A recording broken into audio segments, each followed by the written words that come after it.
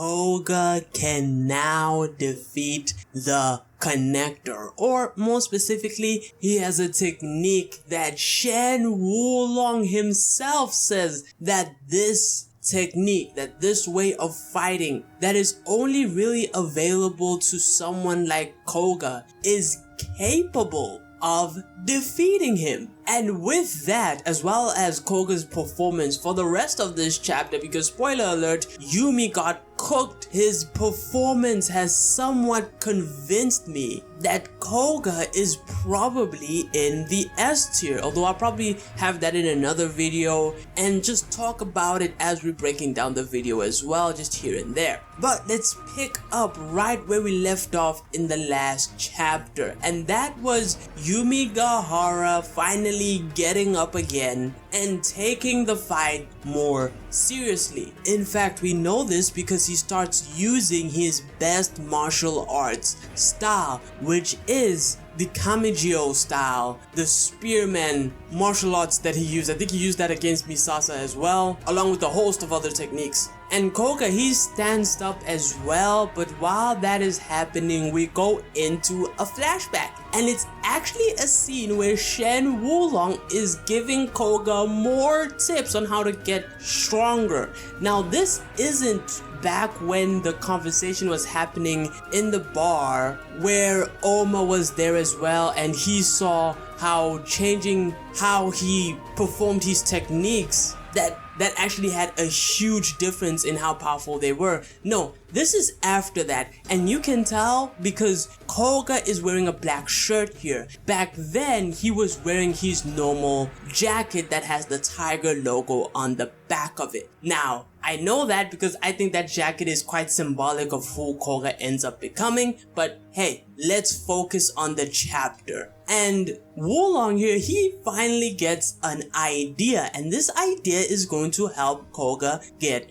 stronger. In fact, it's a tactic that could beat anyone in the world, according to what Wulong is saying here. So Wulong has come up with a pretty great idea. And Koga's like, oh man, you better tell me how this is, what this tactic is. I'm gonna do it now. You know, I'm gonna pack up everyone. But unfortunately, he describes things the same way Oma does. And what that means is he's very much a person who describes the actions and doesn't quite explain the meanings of them. At least that's how I think about it, right? Because here he says the strategy is to simply take down your opponent before they can move. Right. Again, he's describing the action, he's describing the end result, kind of like how Oma was describing how the reason I'm drawing a correlation between Oma and Shen Wulong is that I want to show you that this is actually, or at least seemingly, a genetic trait or something that the author is using to draw a connection between Oma, Shen Wulong, and I think Ryuki as well,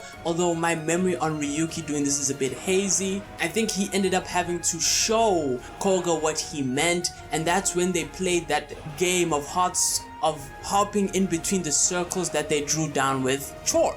But saying, hey, just take down your opponent before they can move isn't really gonna help Koga much. And he's like, look, I really don't like jokes. Can you get to what you're actually saying? And so, Shen Wulong starts unpacking the theory, and we cut back into the fight because now we're seeing what Shen Wulong is trying to say here. And Yumigahara and Koga stands up back again, and we have Shen Wulong's words being echoed in this moment, and he starts talking about Koga's kinetic vision. So they're going to take advantage of Koga's kinetic vision now. We do know that it was OP, like Agito, Lolong, they said it. It's like, hey, look, this is pretty OP, but you can't rely on it. But it doesn't mean it's absolutely useless. It is going to be specifically deadly in this case because Shen Wulong wants to adjust the way Koga is using the fist eye. And as they stand off, Yumigahara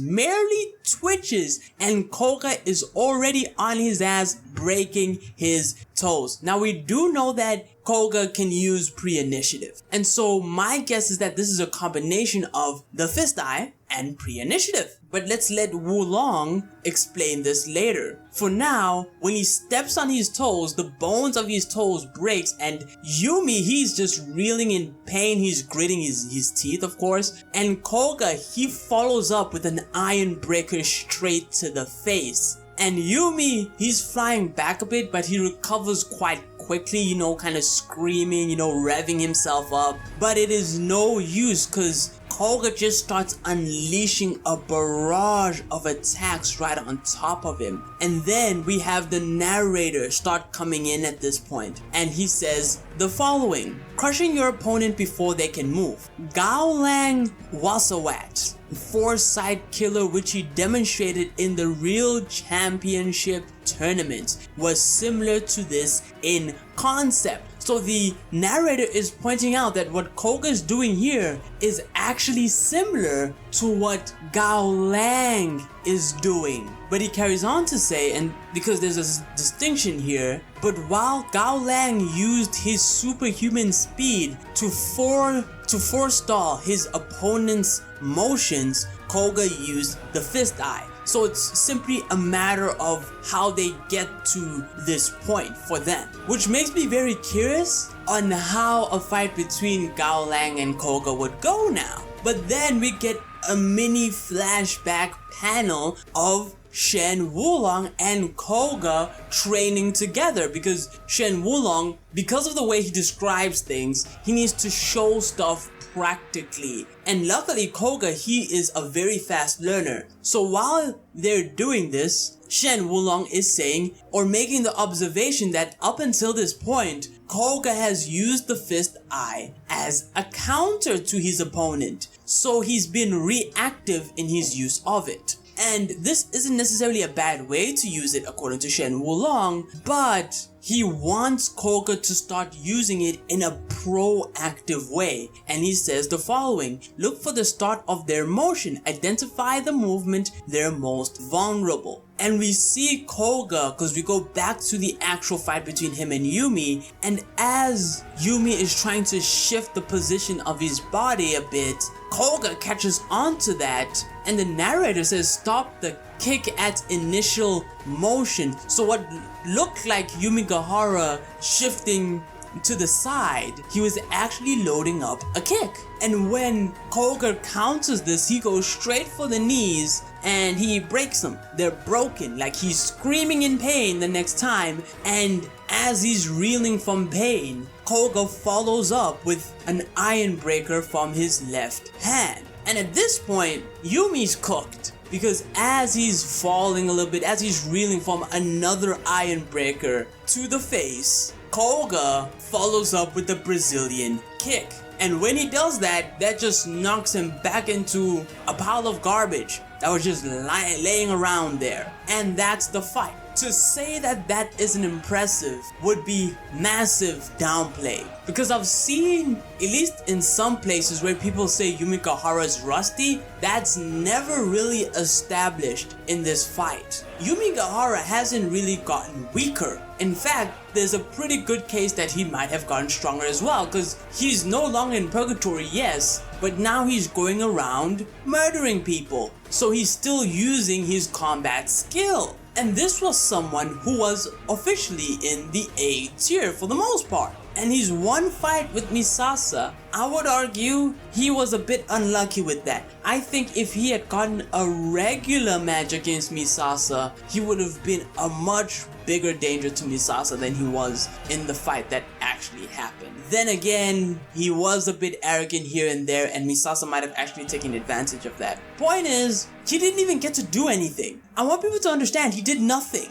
This man got cooked before he could throw a single kick, a single punch. All he did was take a stance, and the rest of the fight from that point on was him getting countered before he can even do anything. It was one-sided, and look, if this is how it works for the rest of the series, Koga's dominating the rest of the series. but there's probably a limitation to this, and we know the fifth eye isn't really something that Koga can use for a prolonged period of time, so it's limited in its duration. But yeah, I would say Koga's probably in S tier. The only real evidence that I am waiting on, and I'll probably do a video on this because I really only have 2 criteria for the S tier, and when I say the S tier, I mean the Agito, Gaolang, Lolong, those guys. I think Koga has met one of the criteria. I think he just needs to meet the other one, and that is fighting high diff against another S tier.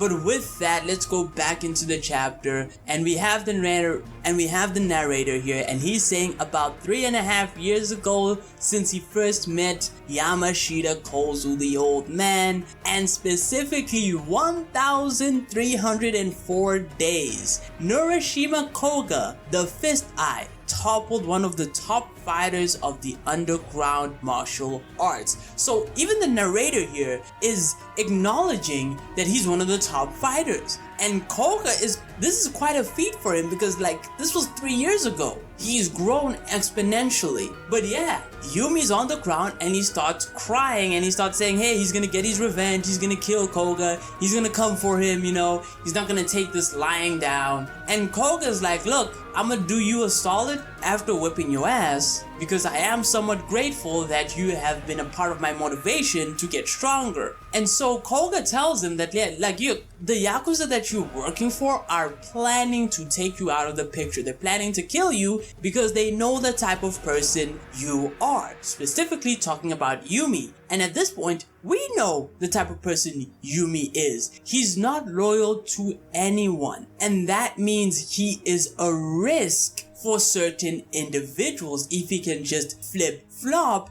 any direction depending on like the money involved. And so that's the information that Koga has received, and he's telling Yumi like, look, the safest place that you could probably go at this point is to jail. Otherwise, you're gonna get killed by these people. Now, do I think Yumi's gonna do this? He doesn't seem like the type of guy to actually do that. I would probably bet that he would try going into hiding first before going to jail. But if the Yakuza are right on top of him, then maybe. But with that, that's really it. Koga walks out on him. He's done, he's finished. And yeah, what a hype chapter. As a Koga fan, this is good to see. This is lovely to see.